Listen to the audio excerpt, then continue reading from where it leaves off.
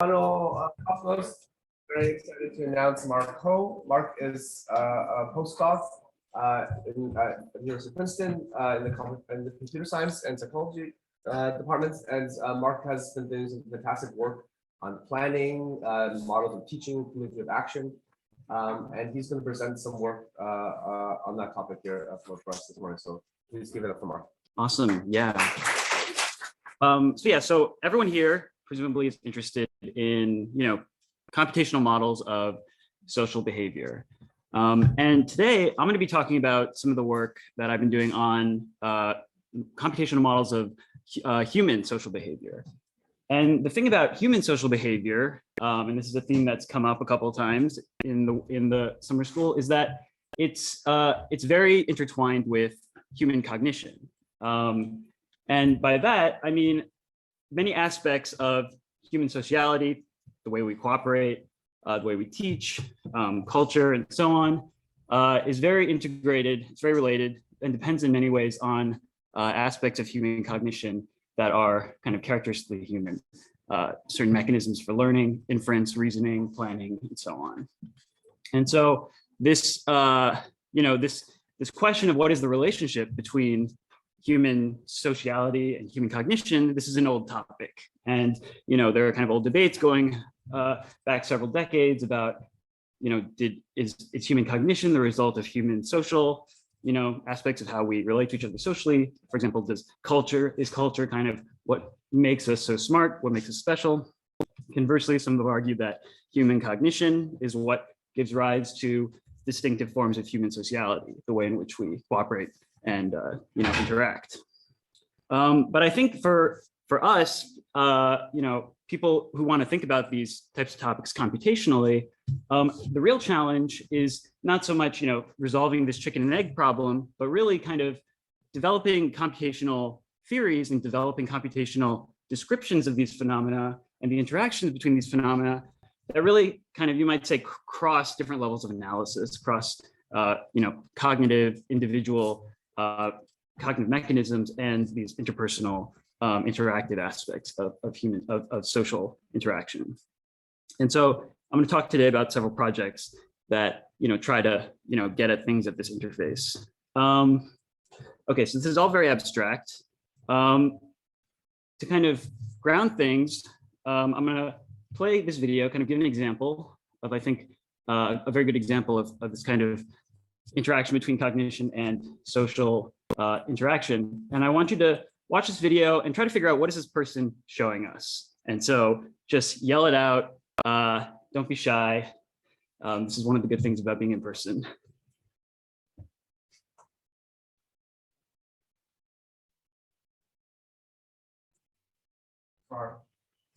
Car.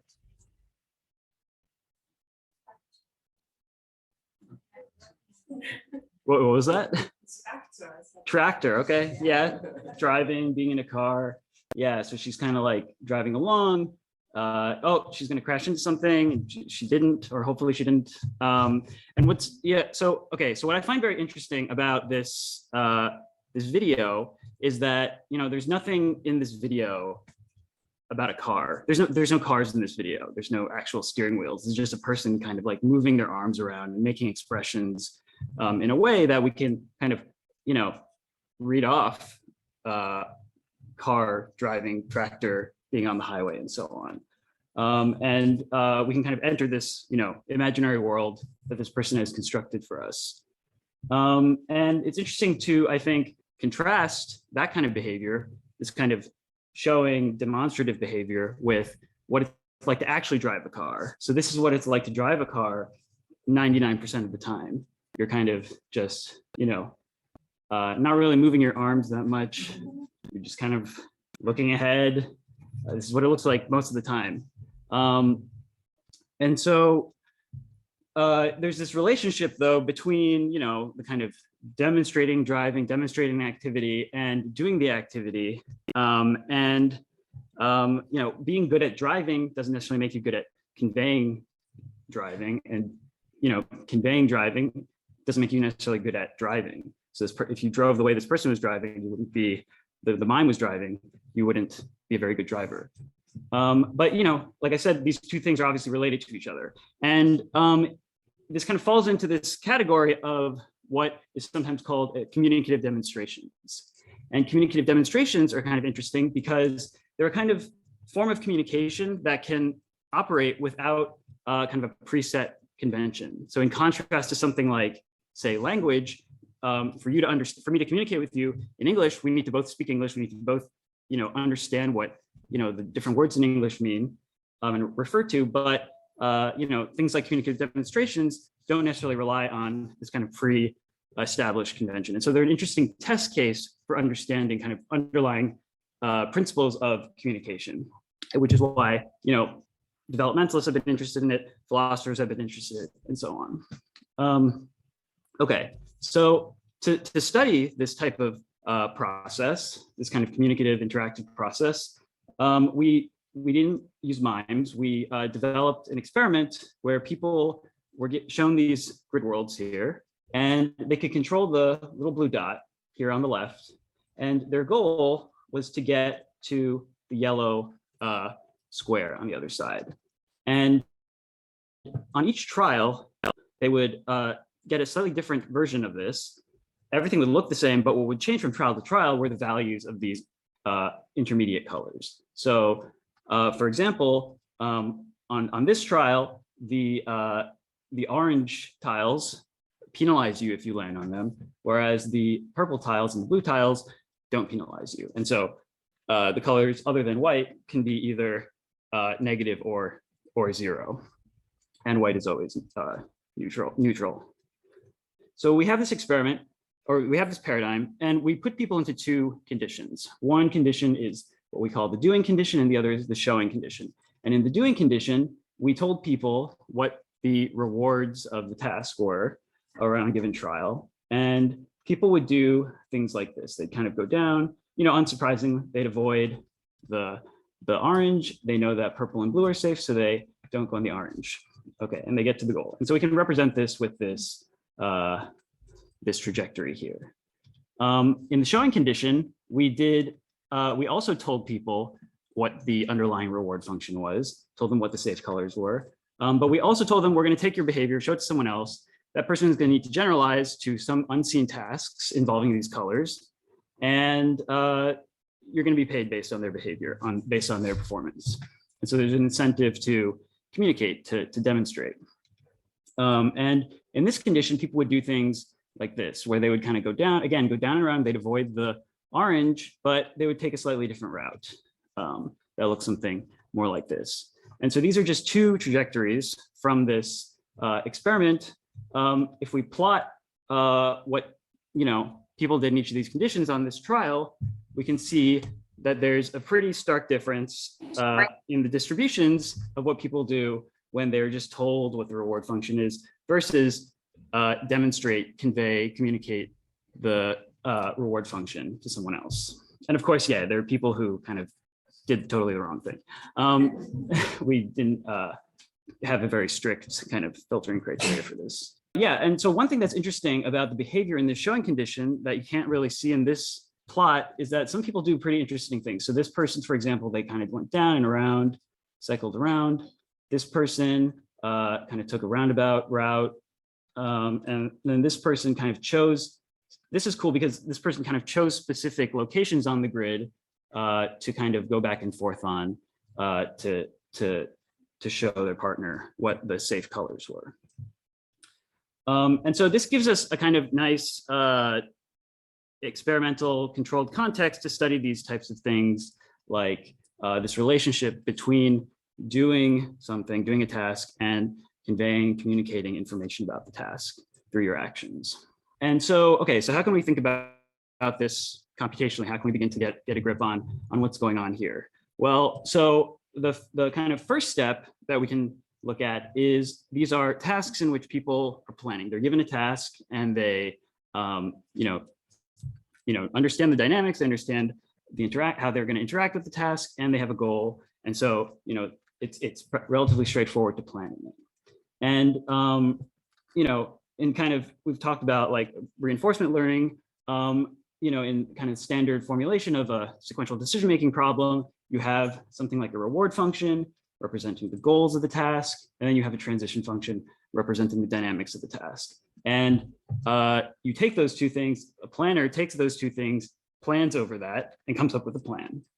And then kind of, if we represent this as a kind of Bayesian network diagram in which there are kind of variables that are known, and then variables that are derived or inference have to be done over, or not directly observed, we can see that, yeah. So from the planner's perspective, from the actor's perspective, they have the reward function, they know what their goal is, they know what their transition function is, and they compute a plan based on that.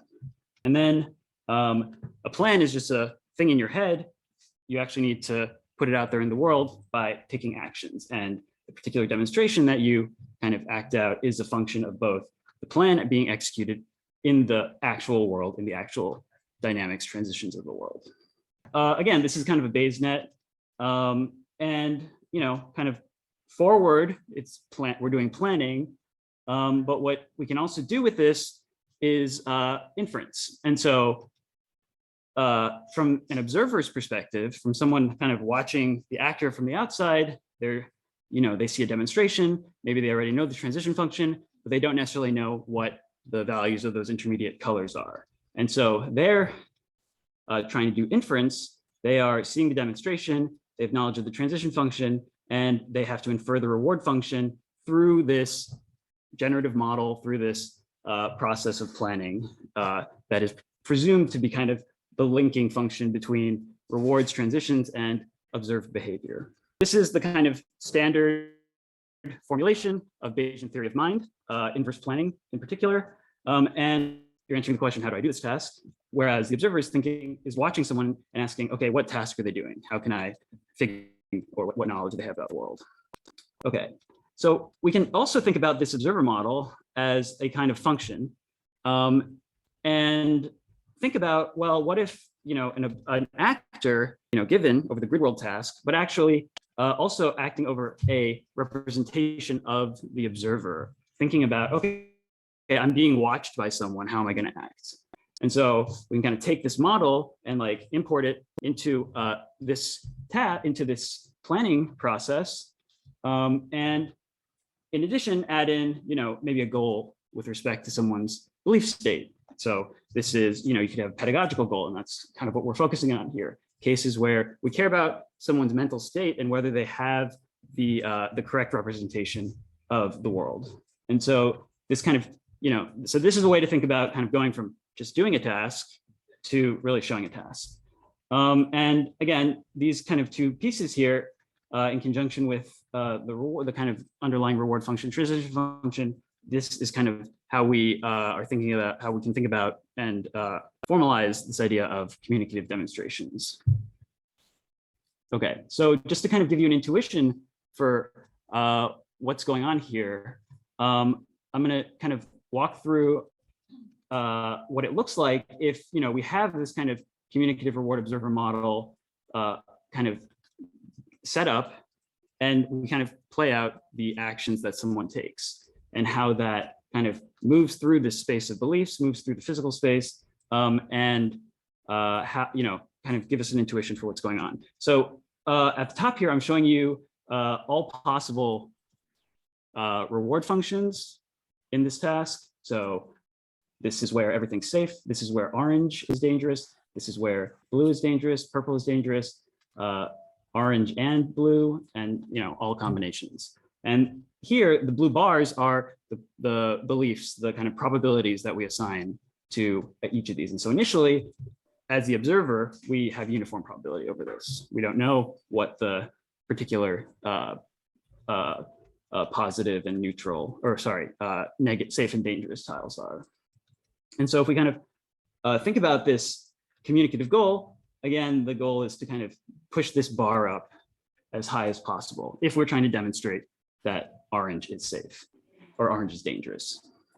And if we kind of, play this out, we can kind of see that as as this person's trajectory kind of unfolds, the beliefs that, an observer would have kind of shift around. and do a good job of kind of pushing up this particular value. And so this is, this gives us a way to kind of rationalize the demonstration that we observe in the experiment. So that was just one demonstration from this data set. And again, we ran like this do condition, we ran the show condition, and we had a bunch of different trials, different kind of configurations underlying reward functions. And what's interesting is, there are systematic patterns. So for example, when it's totally empty and you're just doing the task, you just go across. But if you're showing, you're going to kind of take more roundabout route because, everything's safe. So just, show that everything is safe. One thing that I find interesting is in the case where everything is dangerous, the optimal thing to do here is actually the same as the optimal thing to do here, because, no matter what, you're going to lose points here versus here. And so the optimal policy is the same, but the value function is not the same because when you go this way, you lose points, but when you go this way, you don't lose points. And so in kind of like signaling information, people do this thing in the showing condition over here where they kind of pace back and forth before going across. And that's interesting because it's kind of demonstrating, look, like, I don't want to touch the hot stove. Like, I'm getting close, but then I'm not actually touching it. And whereas here, you're kind of just wandering around. And so this kind of behavior can actually be picked up by the model. I'm just going to kind of quickly show you now, kind of having given you kind of an intuition for what the kind of communicative model is doing. We fit the communicative model versus a model that didn't have the communicative goals. And what we find is that in the do condition, this doing model, this kind of model that's not planning over beliefs does better, whereas in the showing condition, it does do better. And so this kind of confirms the kind of qualitative intuitions. Okay, and what's nice about kind of this general way of thinking about things is that, again, we have this forward model of planning, and analogously, we can think about inverting that model and doing inference over that, where we are, we're an observer, and we not only know that someone has a transition function and a reward function, but we also know that they have a communicative reward and the communicative observer. And so this is, a kind of version of the recursive social reasoning that we heard about last couple of days. And what's kind of neat about this, and so kind of intuitively, you can kind of think, whereas before it was like, what is this person doing? Here it's, what are they trying to show me? What is this person trying to demonstrate to me? And I won't go into too much detail about this, but in our paper, we kind of touch on this a bit, and we kind of revisit a bunch of developmental studies that were looking at communicative demonstration. And kind of a theme in those studies is, how do we communicate without necessarily, through demonstration? And what this model is trying to get at here, I think, and begins to capture is this idea that, even if we don't have necessarily a shared system of signs and conventions, it's possible to ground communication in kind of a shared understanding of what it means to be an intentional agent, to be an agent that's just like has a model of the world and plans in the world.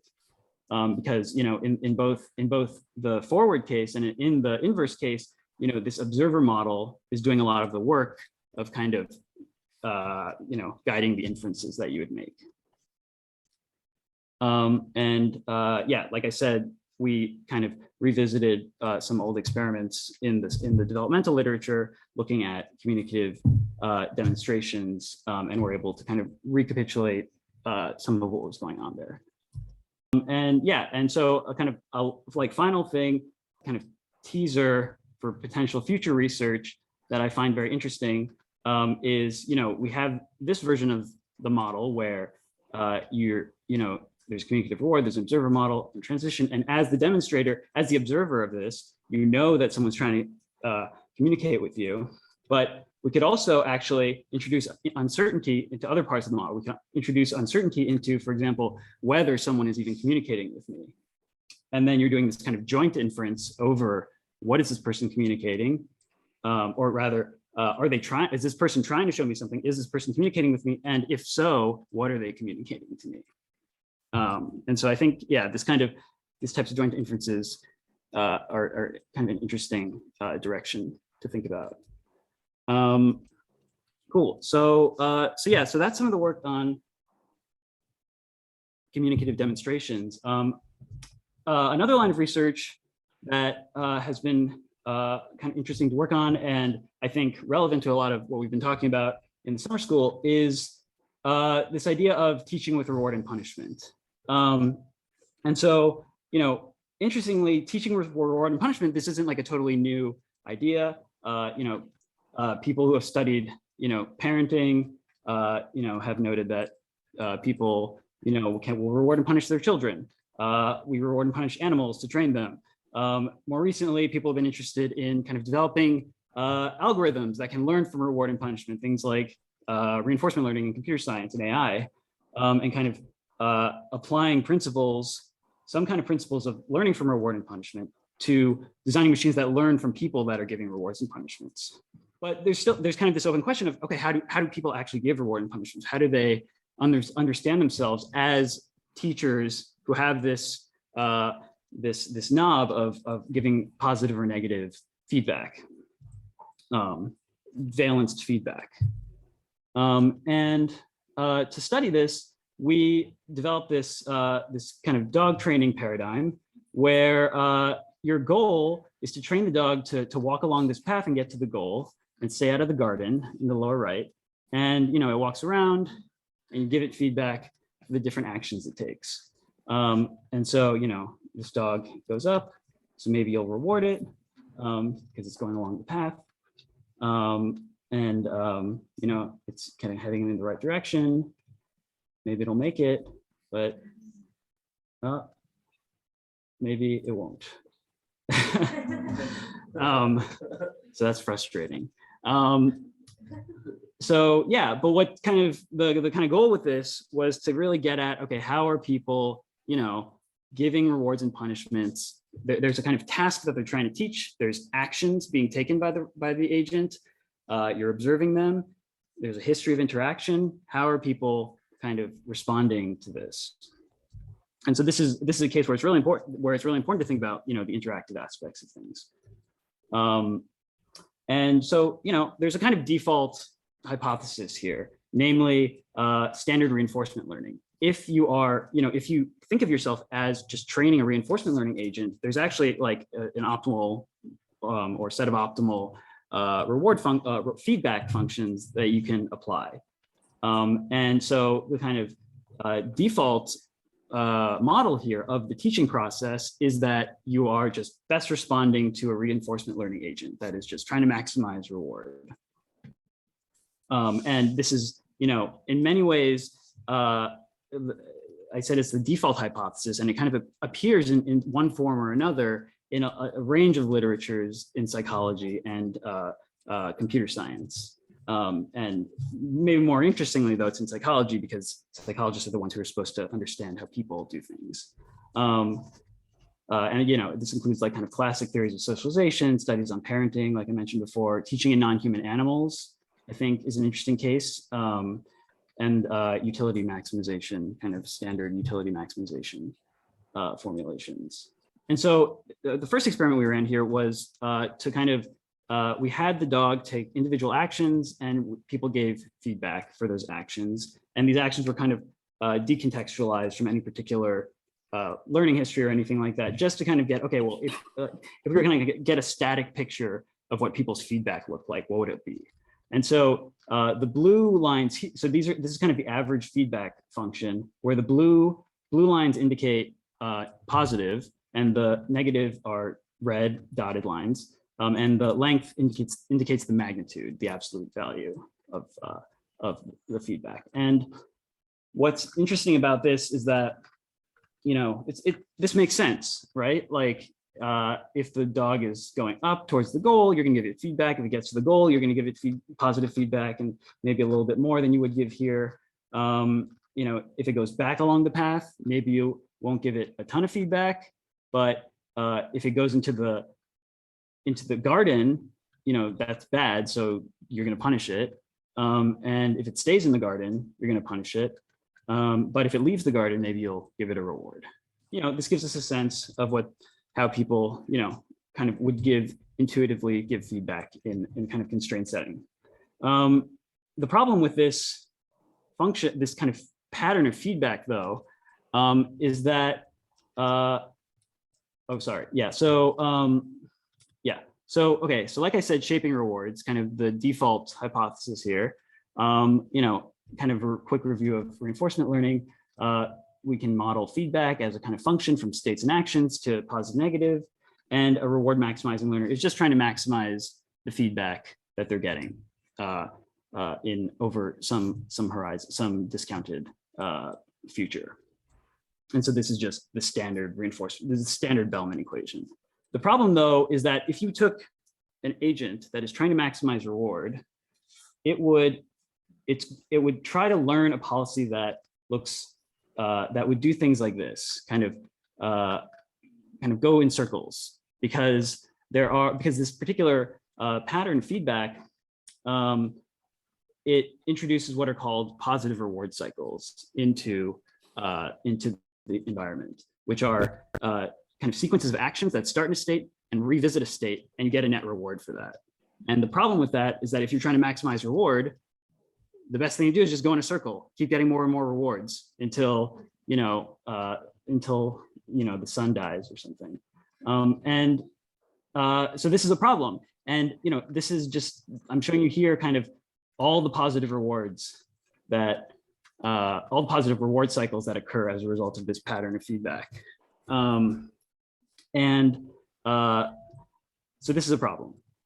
So, okay, what if instead of shaping, we think about, well, we've talked so much about theory of mind and kind of intentional pedagogy and kind of recursive reasoning. Well, what if instead of thinking about agents as just reinforcement learners that we are, shaping, we kind of think of them as, agents themselves who are thinking about what we're trying to communicate to them as teachers. And so this is totally consistent with kind of other ideas about social learning, things like imitation, action interpretation, theory of mind. The way we operationalize this and formalize this is to say, okay, well, rewards and punishments, maybe they signal information about the target behavior. They're not a thing that you're just trying to maximize in and of itself. It's like a kind of message that's being sent. The kind of formalization of this reveals that there are a lot of interesting kind of nice properties of this version of thinking about teaching. First of all, extra rewards are no longer about maximizing rewards. It's about just more information about what the right answer is, what's being taught. Additionally, this is kind of a conceptual issue outside of the scope of this particular experiment, but like if agents are just maximizing reward and they're just trying to maximize the reward based on your teaching them, when you leave, they're going to unlearn everything you did because you're not there to give rewards anymore. And so, if we kind of think about this in a more like cooperative communication, cooperative pedagogy perspective, this kind of unlearning via extinction problem is no longer an issue. And then there's this kind of interesting other property of this where because rewards and punishments are now kind of tied to an intention, a goal, there's less of a tendency for rewards and punishments to be kind of associated with irrelevant things in the environment. And so like this is kind of like noted by B.F. Skinner, like 7 years ago, called like superstitious behavior, where like they give a pigeon rewards and punishments, and there'd be some like other aspect of the environment that was correlated with that, but not actually causally related to it. And the pigeon would like continue to learn to do a behavior or not do a behavior based on that. And so this was kind of, it's like superstition because you believe that there's a connection when there is not. But if things are kind of tied to an intention and we can be clear about our intentions, then this kind of superstitious behavior can be reduced. To formalize this idea of signaling rewards, it's actually quite similar to like theory of mind that we've been talking about, where except instead of thinking of it as observing another agent take actions, you kind of observe your own actions being taken and then get feedback based on that. So you're observing the combination of feedback and the actions you took, and then doing inference over that to figure out what was the kind of target policy or the target goal. The kind of key thing is this likelihood function that relates, a possible plan, a possible target behavior and state and action to feedback that's observed. And for simplicity, we just say feedback is more likely to be positive or negative when action is incorrect or correct, or correct or incorrect. And there are many ways, I think, to elaborate on this, but this is the kind of simplest thing. And it looks something like this, where if you take the correct action, then you're more likely to get positive feedback. If you take the incorrect action, you're more likely to get negative feedback. And we can kind of plug this all into kind of standard Bayesian inferential machinery to get a posterior over possible tasks, over possible behaviors. We tested this by actually implementing a bunch of algorithms. So we implemented the Bayesian algorithm I described with several different priors, and we implemented a bunch of reinforcement learning agents and had people play with those, actually give positive and negative feedback and see how they do.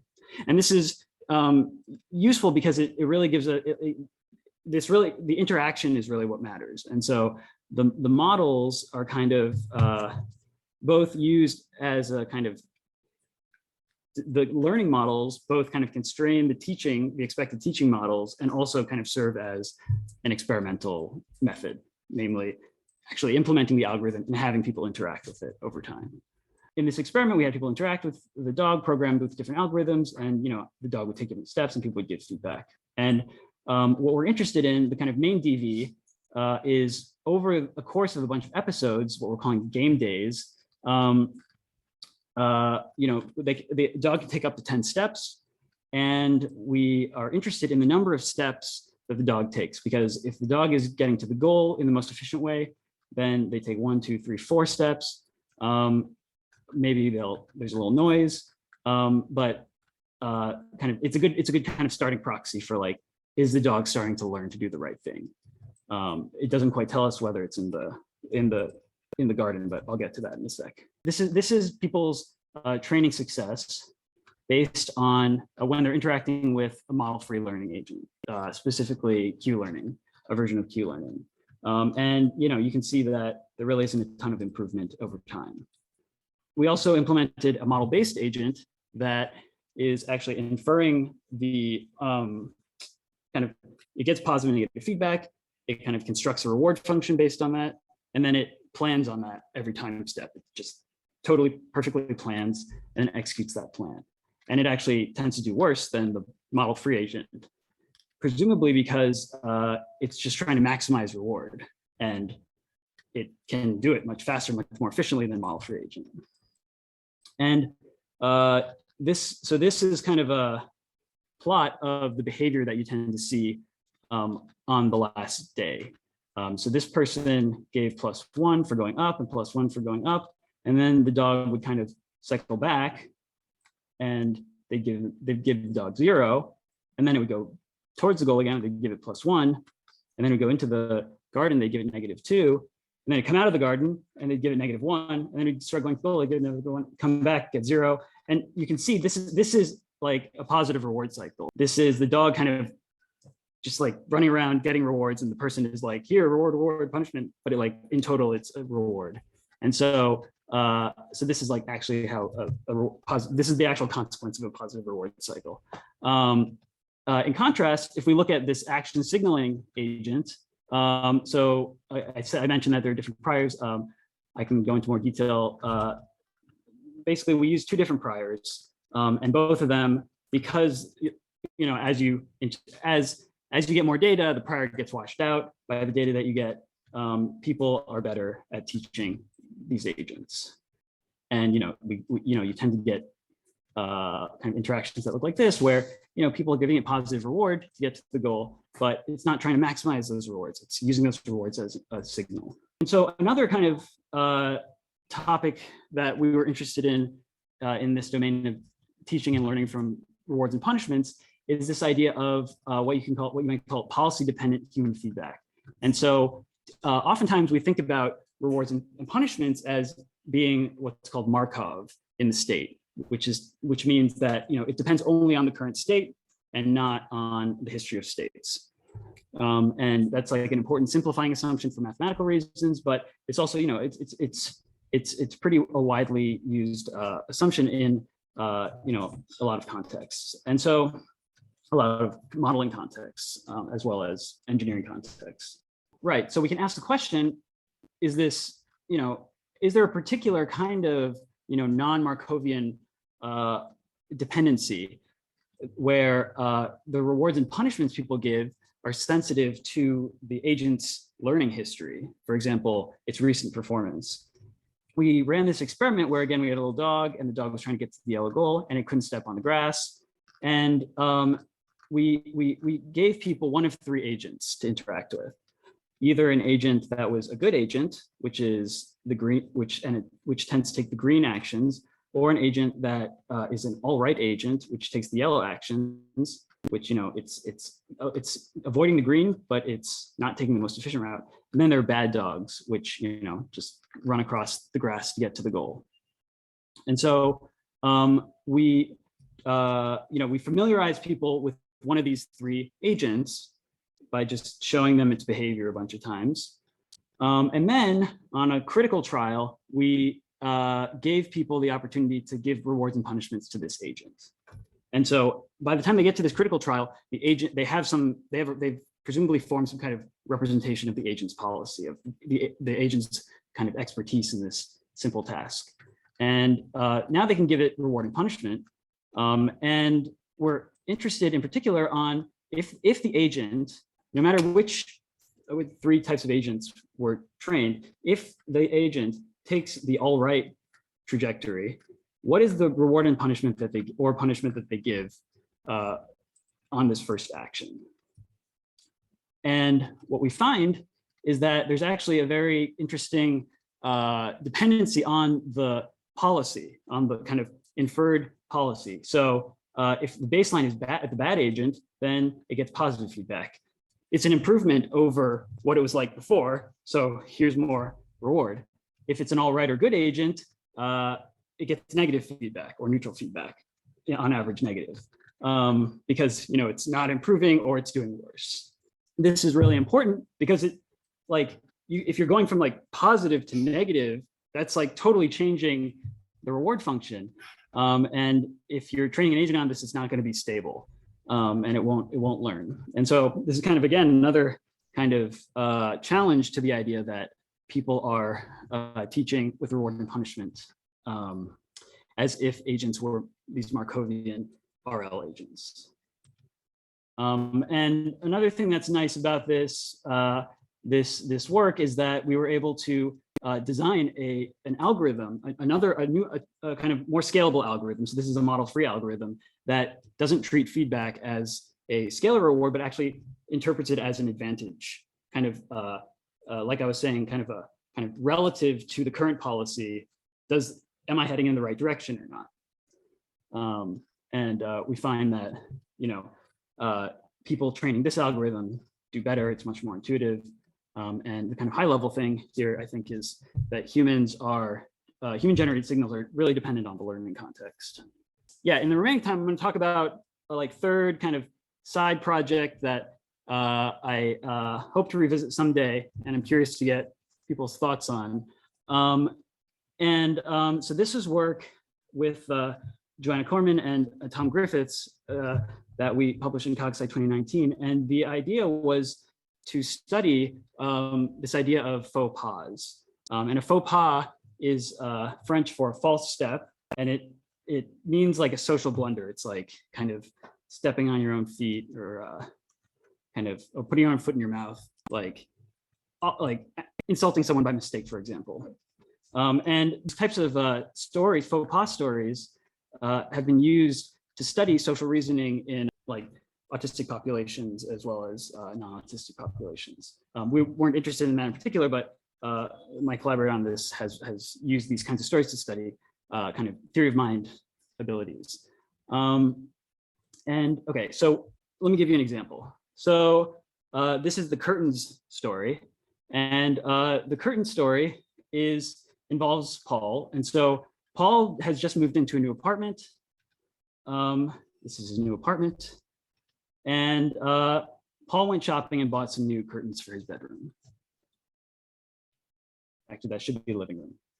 Imagine it's living room. Okay, so he buys new curtains.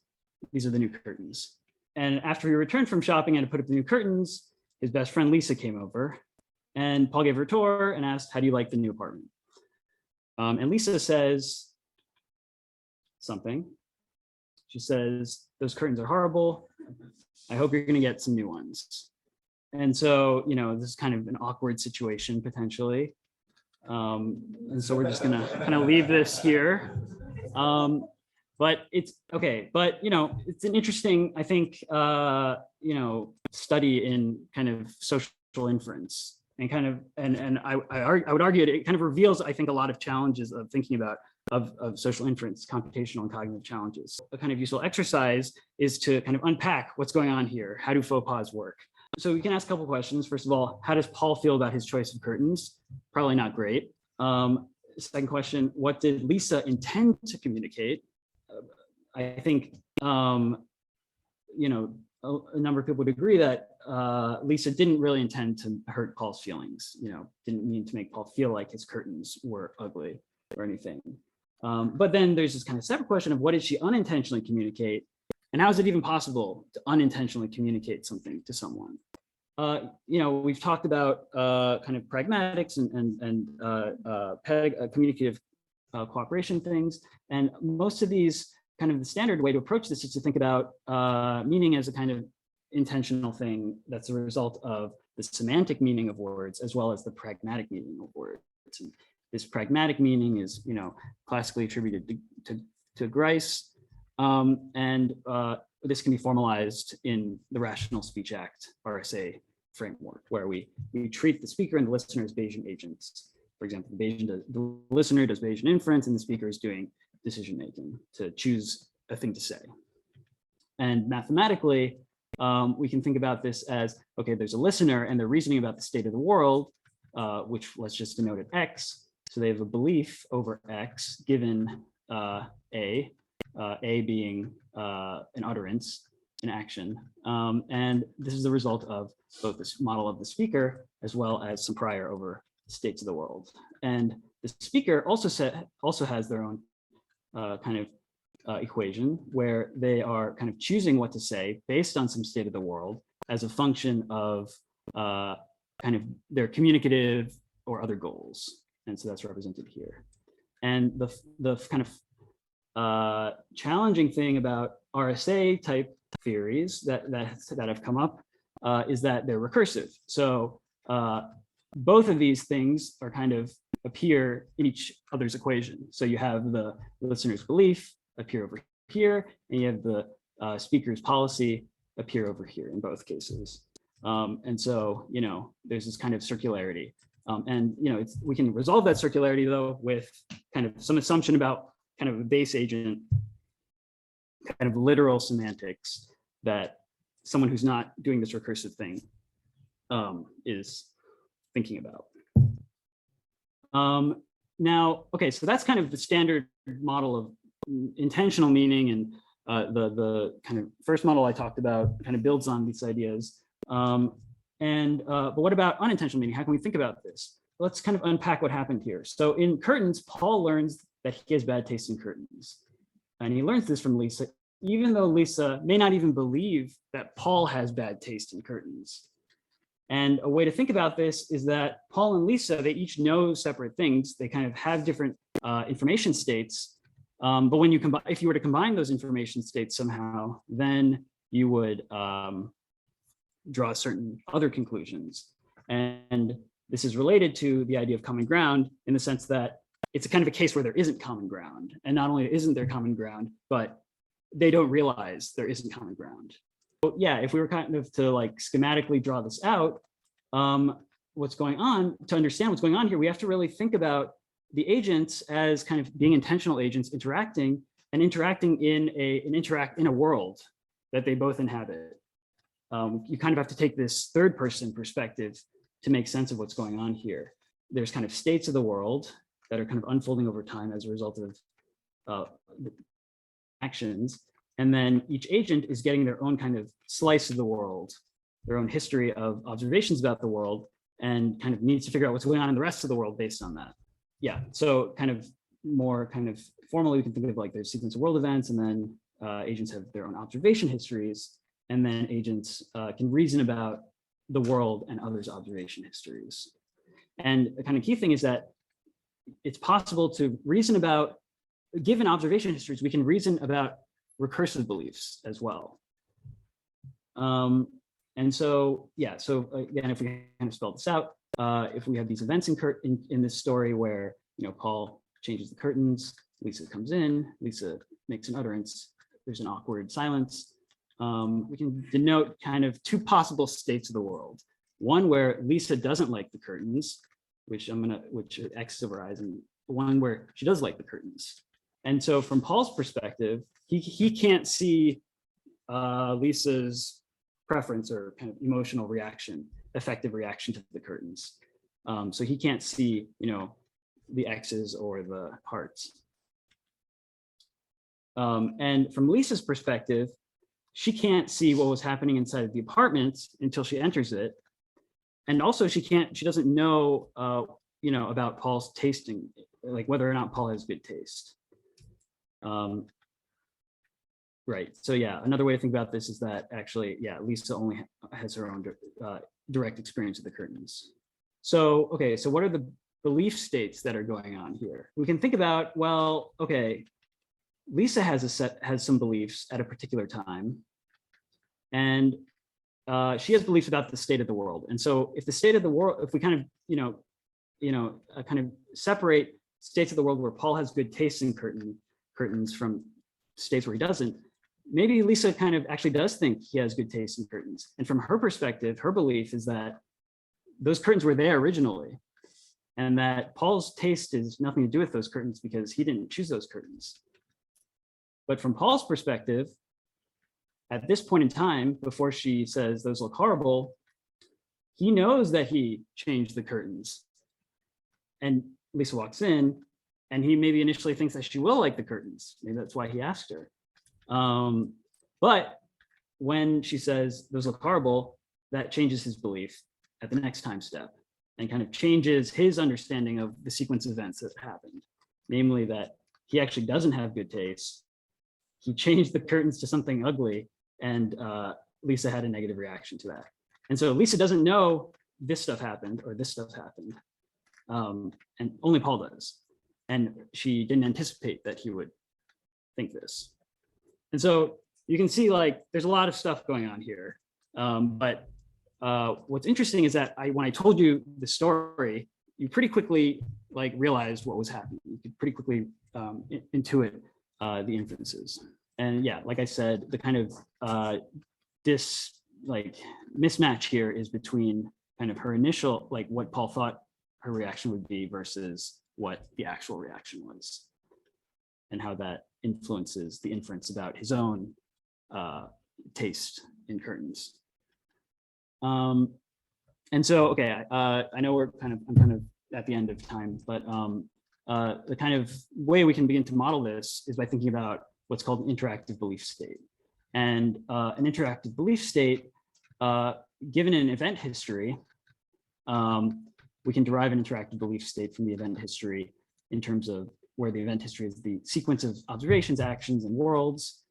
And then an agent I will have beliefs about the underlying history, given that they got some observations at some time t. And again, this can be formulated as a kind of Bayesian inference problem. It's not an easy one, but